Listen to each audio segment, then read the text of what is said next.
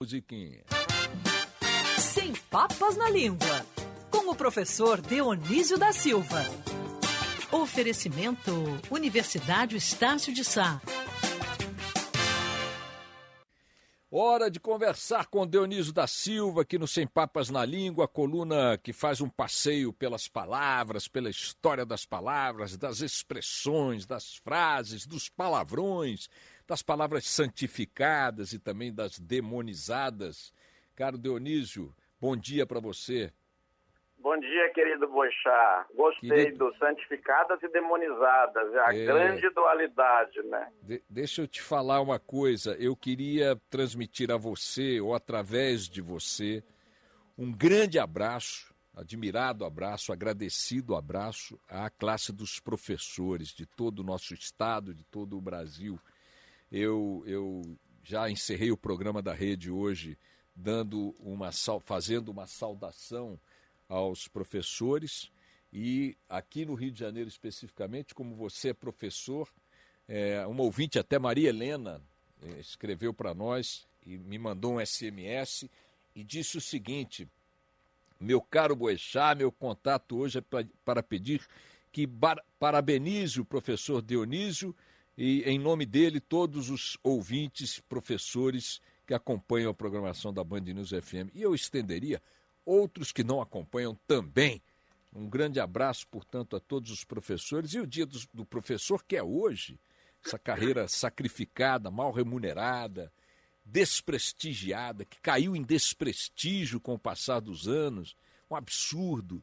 Eu me lembro dos professores na minha época, eram figuras de referência da coletividade, eram tratados com reverência, e quanto mais a gente retroagir no tempo, mais solenidade ainda cercava a figura do mestre, do professor, figuras severas, figuras que eram vistas como os detentores do conhecimento, né? Os detentores da capacidade de transmitir esse conhecimento para os nossos filhos, para as novas gerações.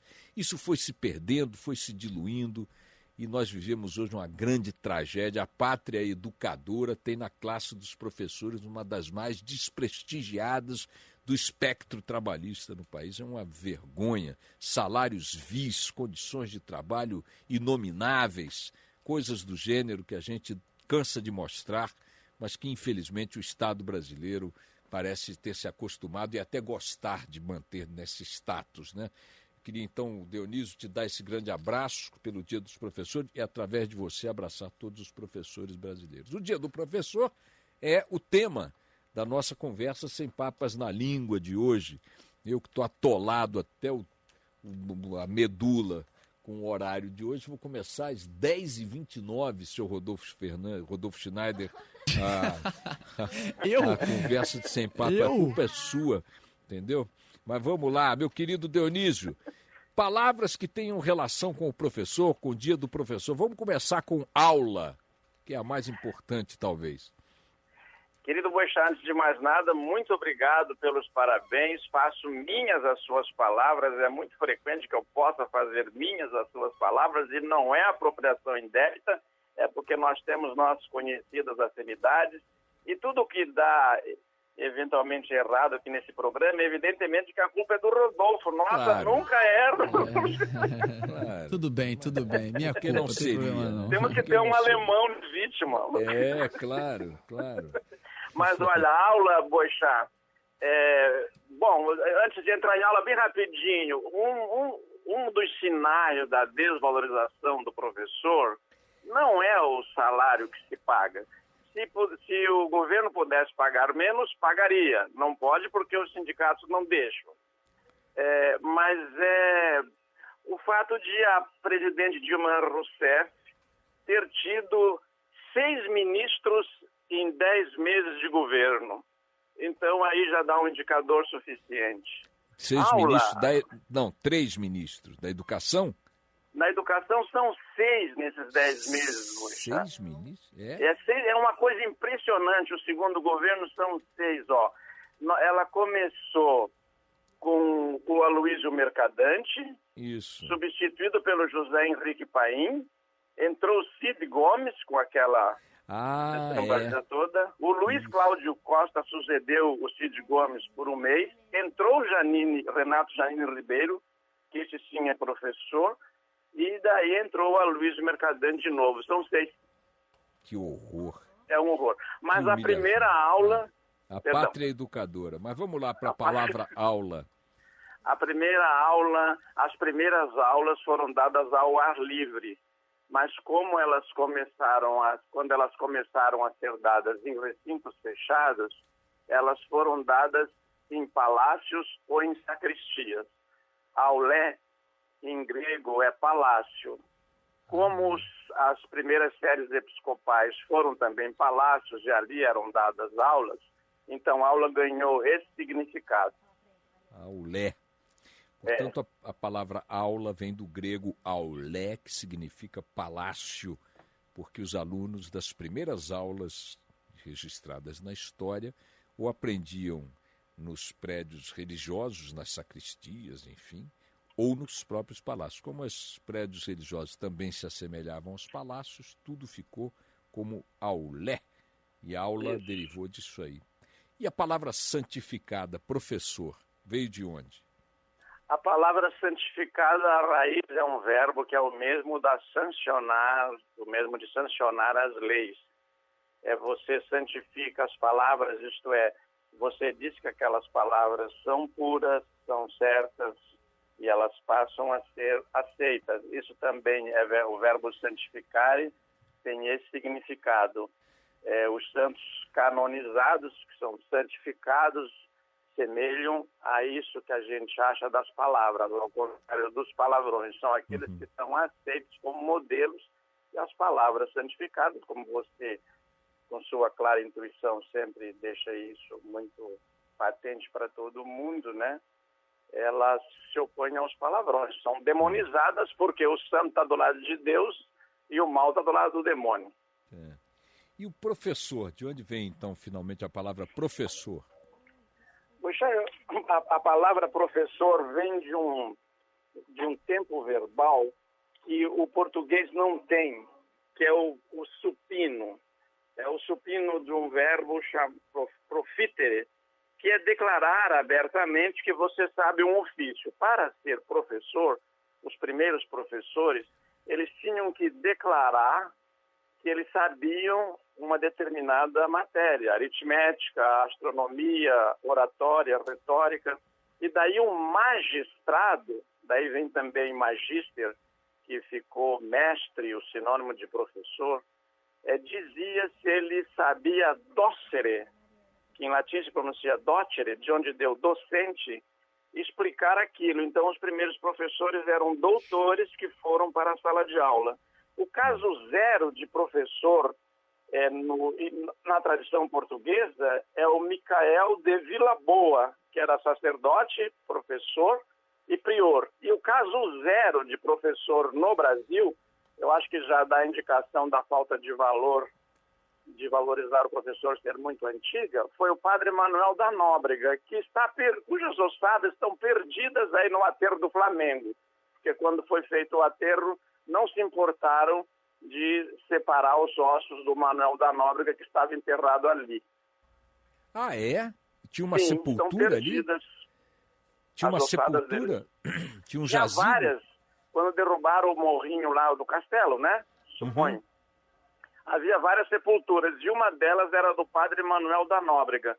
O aterro foi feito tão apressadamente que ninguém cuidou de ver quem estava enterrado ali. E um deles, deve ter muitos outros, era o padre Manuel da Nóbrega, nosso primeiro professor. Que coisa louca, né?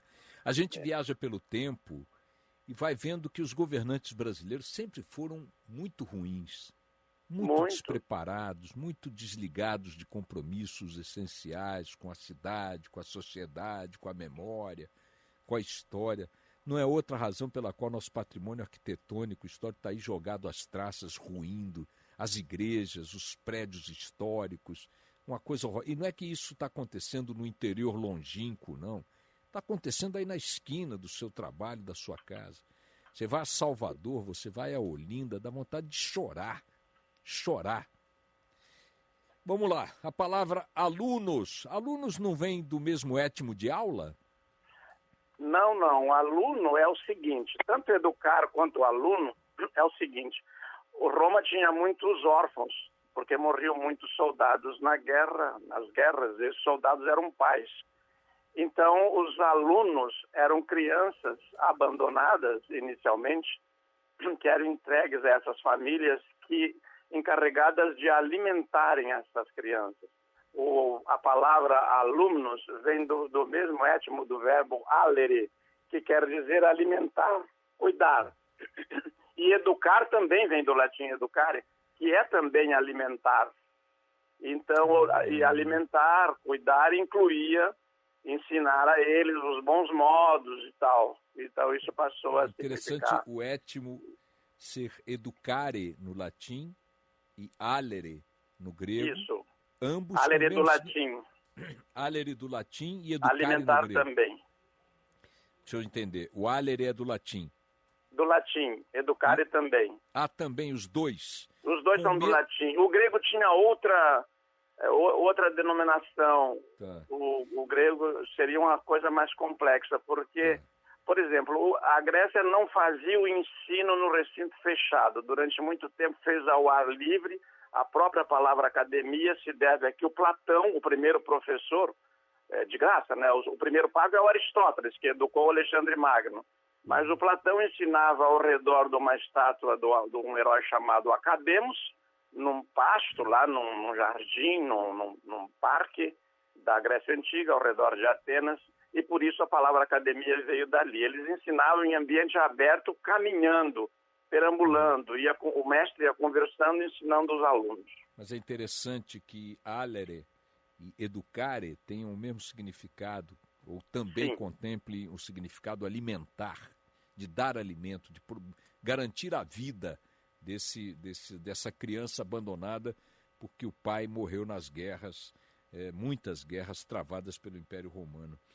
Escola, cadê a história da palavra escola? A escola vem do grego escolé, passa para o latim como escola e quer dizer intervalo, repouso, hora de descanso. Também servia para tomar banho, fazer massagem. E durante aquele período, os mais velhos ensinavam os mais novos, ou os que sabiam ensinavam os que não sabiam, ou se partilhava o conhecimento. Depois é que foi organizado. Que coisa interessante. Então quer dizer que estudava-se ou aprendia-se na hora do repouso?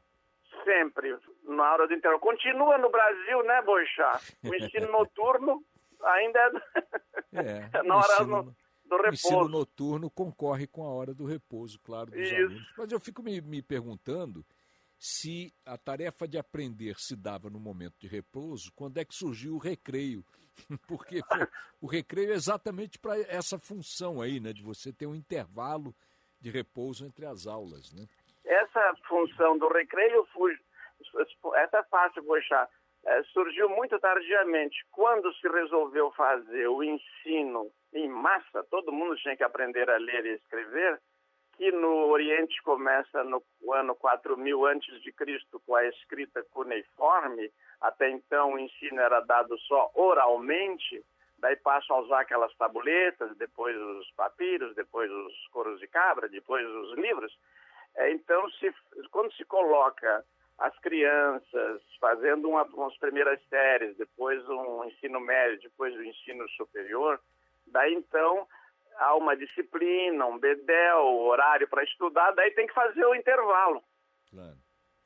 Para poder dar um descanso. Isso, e o próprio campus, Boixá, é quando os doutores, que eram os primeiros professores, a primeira universidade do Ocidente é Bolonha, no finalzinho do primeiro milênio, a primeira do Oriente é em Marrocos, eles se retiram para o campo. Campus é campo mesmo em latim, para sair do barulho das vilas, das cidades. Uhum. Mas na escola primária continuou assim. Primeiro a família ensinava as primeiras letras, as mais abastadas traziam um tutor ou um preceptor a quem eles pagavam para ensinar em casa, ou uma professora. O Lauro Escorel tem um filme lindo com a Lilian Lemert sobre essa tarefa no Brasil do século XIX, passando para o XX, de uma professora que é contratada para ensinar o aluno, e ensina mais do que deve, né? Manifesta bem. Lembra do filme, Boechat? Lindíssimo, né? Lembro, muito bonito. Bom, vamos lá agora para a nossa última palavra de hoje, relacionada ao Dia do Professor, relacionada a esse sacerdócio que é educar. Livro.